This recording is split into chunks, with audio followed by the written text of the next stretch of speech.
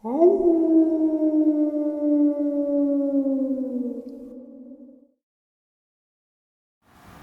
greetings and salutations, everyone. I hope everyone is still doing well.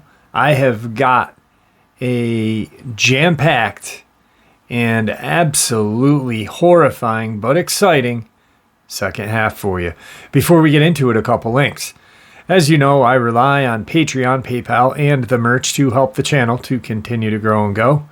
Links to Patreon and PayPal are in the description below. The merch is displayed directly under the video. Also, Dogman, Frightening Encounters, Volume 1 through 3, the audiobook versions.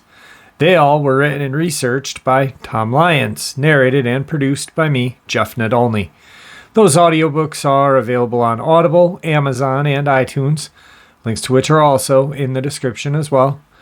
And finally, last but definitely not least, if you'd really like to help support this channel to continue to grow and go, simply subscribe. It does not cost a cent. Click that like button. Takes half a second. If you don't want to miss out on any of the informative uploads I put out daily, click that bell icon. And please, folks, leave a comment. Why? Well, because all these things, they really do help this channel to continue to grow and go. And it definitely matters. Now, everyone, I have taken far too much of your time. Let's jump into tonight's second half, shall we? Today's first part of the upload is a subscriber's submission. A couple of days ago, he sent me his second encounter. Today, he sent me both, so I'm going to share both.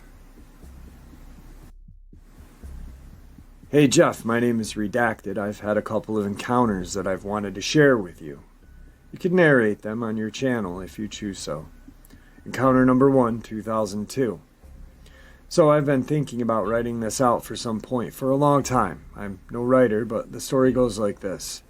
Also, keep in mind that I'm going to see how a more condensed version is first, and then go from there. It's 2002, just 2 weeks before Christmas. I was having trouble sleeping, so I decided to go coyote hunting by myself. No one knew I had left. It was around 11:30 p.m. No cell phones of any kind. Bad idea. I started my trek, as always, down a well-used trail until reaching a steep section covered with multiflora rose bushes. However, I had previously cut a path, and it wasn't hard to navigate, even in the snow that had been falling. I continued down the hill until reaching a large ravine that sits not too far from behind my house. Moving to the left, I went about another 100 yards or so to where it plays out, and you cross a shallow stream. I cross the stream and proceed up a long, snow-covered hillside trail. Getting to the top, I went into action, setting up all my gear and finding a spot with a good backrest and nice firing lanes. My back rested against a large pile of crush and run, my shotgun leveled across my knees. I sat there getting colder and more snow-covered by the minute. So after 45 minutes to an hour, I decided to quit and pack everything up. This is where things get crazy. I grabbed my red-filtered 1mm candle power field spotlight. When I turned it on, luck was on my side, and I saw it around 10 feet away, nose to the ground in my direction on all fours. The light coming on didn't even startle or faze this creature. It's like it knew where I was, and knew the light would be on at any second. It then took a step toward me and lifted up onto 2 legs. It didn't break or crack when standing up. The only noise that I could note was a low, deep-sounding pop in the rib-sternum area. It stretched out and puffed its chest as if it wasn't big enough. I would have had to say that it was at least 7 to 8 feet tall, with 5-finger hands with 2-inch claws. This Dogman never opened its mouth, so I can't comment on its teeth. It took a step toward me, and having my shotgun already leveled, I fired a shot that hit it right in the right mid-upper portion of its ribs. Mind you that hitting something this close with a shotgun usually causes a major hole, and nothing could walk away from it. The shot let loose a mist of blood in the red-tinged light of my spotlight. It let out a loud yelp, then tucked its ears and ran to my right. It made it out of The light circle in 2 strides. I fired 2 more times at it, but it was much too quick and I missed. I got up and started walking in the direction it ran, forgetting momentarily to reload my shotgun. I walked for about 10 feet and found a large pool of blood, then walked a few more feet and found less blood. This process repeated until I was 30 feet from where I initially started and there was no blood, just footprints. It's as this thing could regenerate or something to heal itself of such a massive wound so quickly. I stopped and realized how stupid I was going after this thing after it just got wounded. I don't know, they hunted in packs then. I just thought I had encountered a real-life werewolf. I then trudged home in the night with a surely wounded God knows what potentially circling me the whole way as I went back. I took my time getting back. It took me 2 hours to walk what normally took 20 to 30 minutes. I made it back home, went to bed, and never spoke of that night again until 2019. I hardly hunt anymore due to health problems, but even if I was healthy, going back out there, you would always be looking over your shoulder. However, I'm working on getting a group of professional cryptid researchers to come and take a look. Encounter 2, 2003. While walking to a friend's house, I was met by a large canid coming out of the woods in front of me at about 50 feet. It looked like the combination between a bull mastiff, a Rottweiler, and a Doberman, only this animal was between 3 and 4 feet at the shoulder while on all fours. It seemed to be at least 3 times the size of a mastiff. It was a solid-looking animal. I watched it as it covered 50 feet in less than 5 seconds, and it was to me. It got right up to me and lunged forward, attacked me using only its mouth. I had no weapons or no good defense alternatives, so I did the only thing that popped into my mind.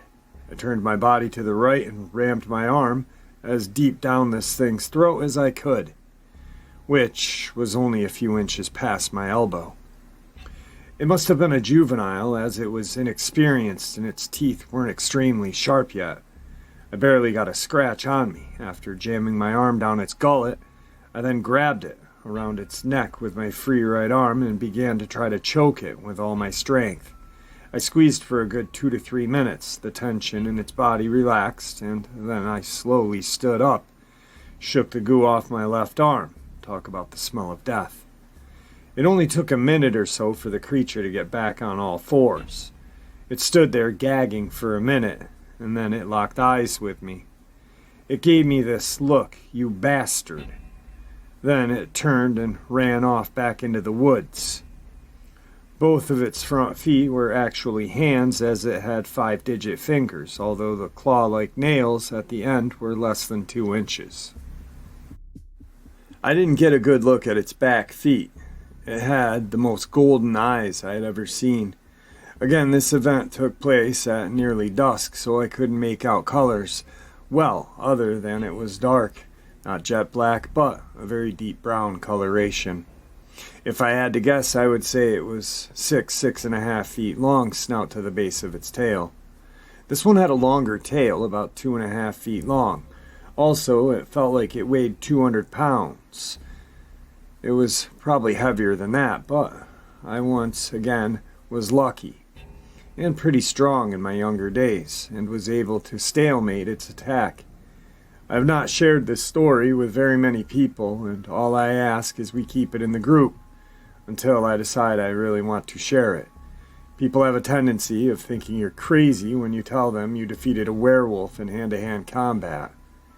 It appears that there may be a living, breeding population of them in this spot, and I am intending to find out this summer. Today's second part of the upload. I was asked to share this experience I had on the AT. My little brother and I have sort of made a tradition out of a section hiking the Fontana Dam Klingsman Dome section of the AT as an out and back once a year. It's a tough little section, 6.5K elevation gain at 31 miles, and we do it twice in 4 days. And usually it's filled with boar and deer and bear and all sorts of cool wildlife. One night, when we were the only two hikers posted up at Spence Field, around 3 or 4 in the morning, the entire woods went dead silent. I remember actually waking up because I felt something unusual was going on. After a few minutes of lying there a bit spooked, I hear this fucking loud whooping sound that starts low and quiet and gets progressively louder and sounds like it's coming from the top of the trees. At this point, my brother is awake as well. I'm like, "Do you hear that?" He says, "Yes." And we both just lied there, listening to it for about an hour until it stopped. It sounded identical to a howler monkey at the zoo. I don't know how to explain it. I tried to talk to someone else we saw out on the trail about it, and they thought it might have been an owl waking up. But I have done deep research into owl vocalizations, and I've never found anything like what we heard that night. I seriously welcome any kind of information or attempts at explaining away this experience. I would be relieved to discover it was just an owl, but I hesitate to believe that's possible. Also did some Googling when we got back and found out some kid went missing at the exact same shelter we were staying at in the late 60s. The boy was Dennis Lloyd Martin, wandered away from his dad, and 1,400 searchers scoured 50 miles and never found a trace of him. I can't help but wonder if they were looking in the trees. Today's third part of the upload.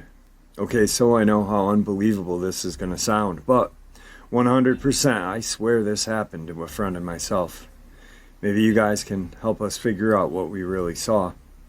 So my friend and I live in a quiet neighborhood. One evening we were hanging out sitting on a sidewalk under a street lamp. We saw this huge dog-like creature walking on all fours up the street, in our direction, but not towards us. At first we really didn't think anything of it, but the closer it came into our view, the clearer we got to see it. It almost looked like a baboon. Yeah, I know how silly it sounds, but I went to China once and saw one in person, with dark brown hair all over it, but wasn't overly hairy, had extremely long limbs, and it was so thin you could almost see its rib cage. I guess it felt like we were looking at a 6 to 7 foot man who had been starved for years walking on all fours. It walked towards this big tree a couple feet away from us and jumped into it. At that moment, my friend and I stupidly decided to run up to the tree and try to see what it was. By the way, we were so shocked, we really didn't think to take out our phones to take a picture. It was only until it jumped into the tree did we think to breathe and move. We did some research later and typed the description into Google, and it said devil monkey. What do you guys think?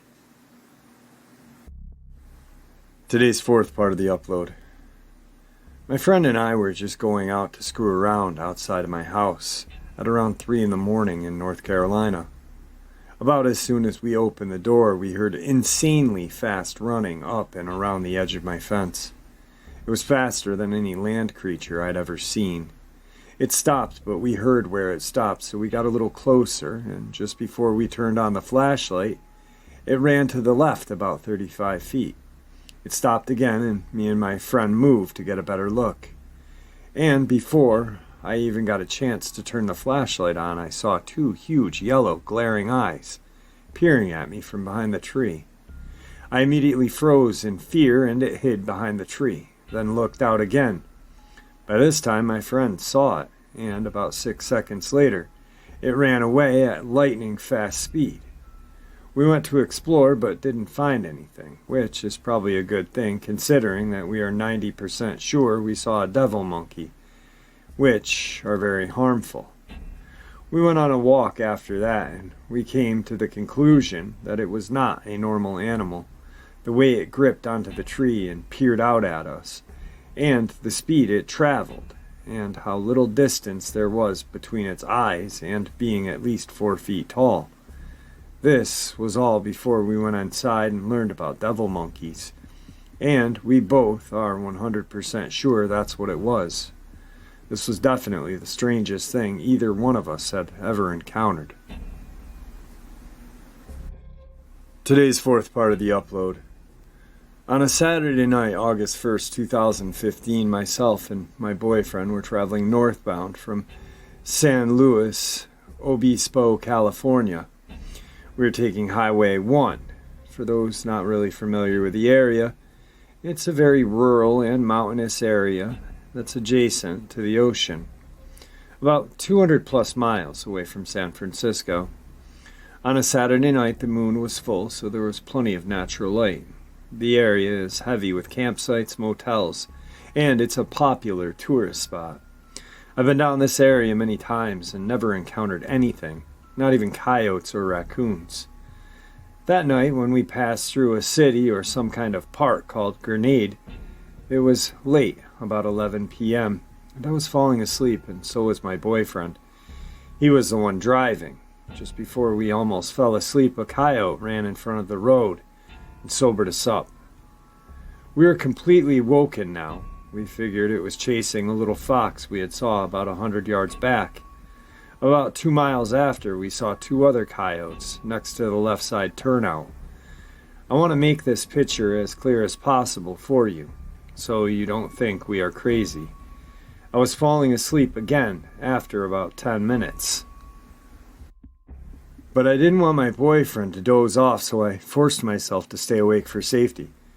He told me that he was okay, and that it was fine for me to shut my eyes, so I did.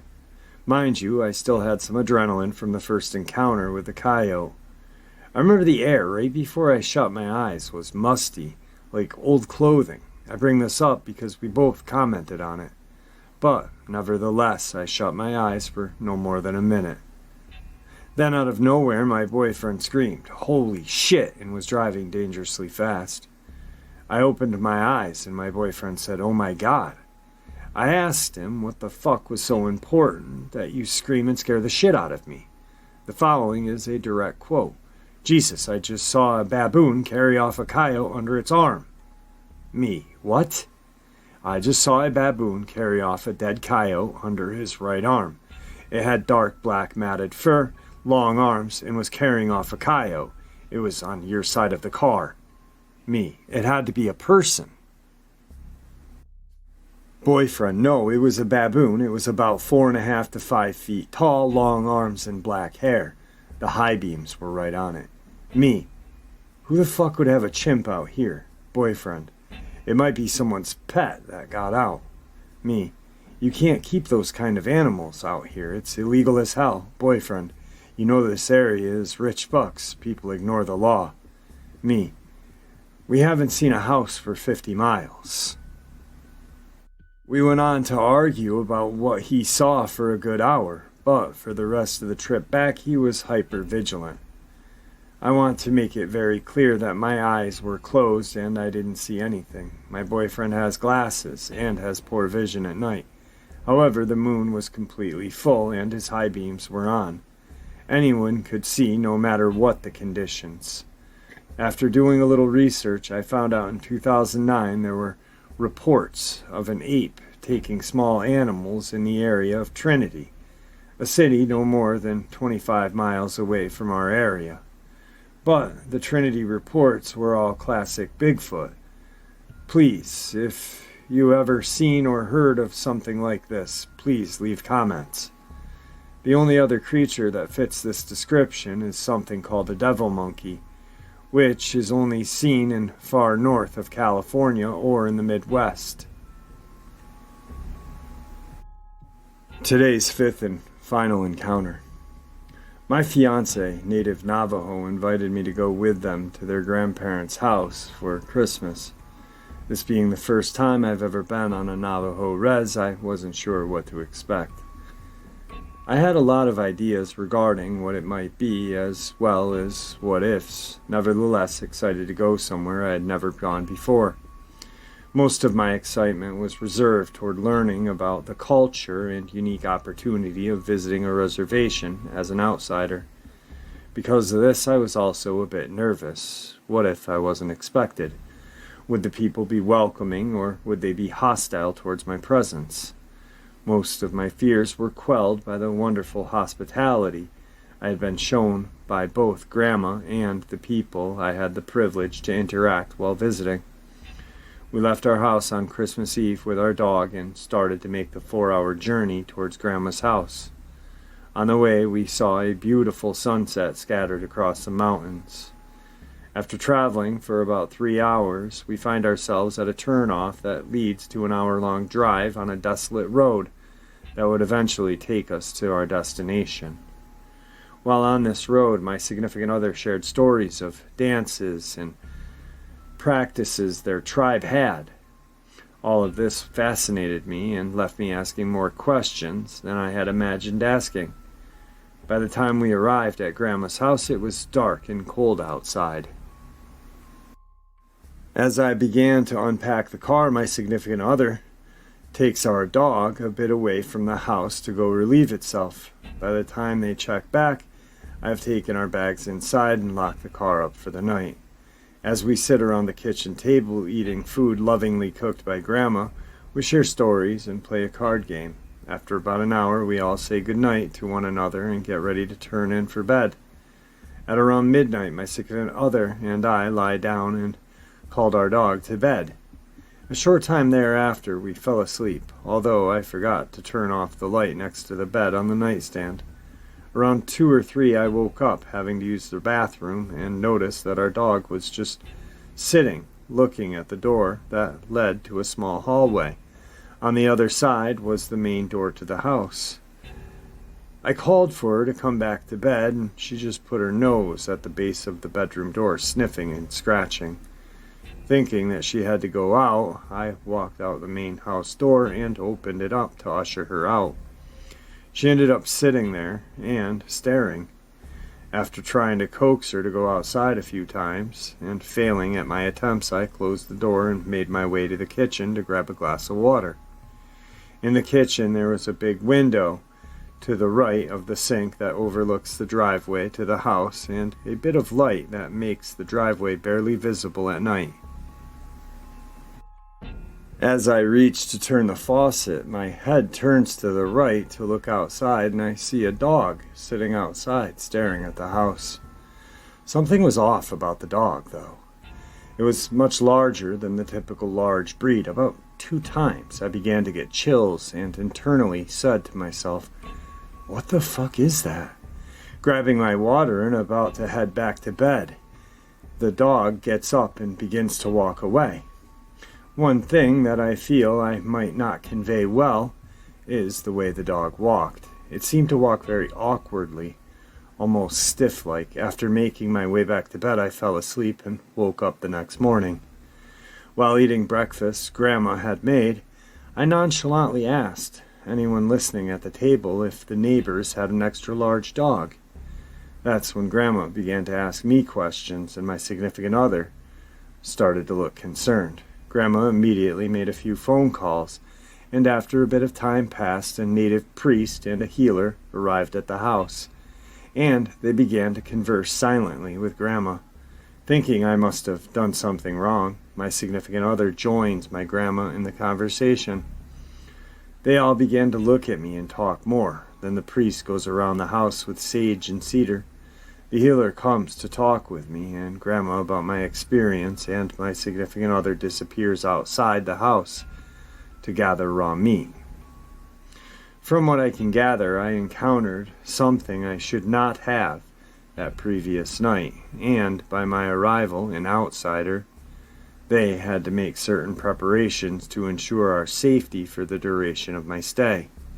After this visit, we have visited many other times, and I've had no other weird experiences, but this experience left me chilled to the bone and will live with me for the rest of my life.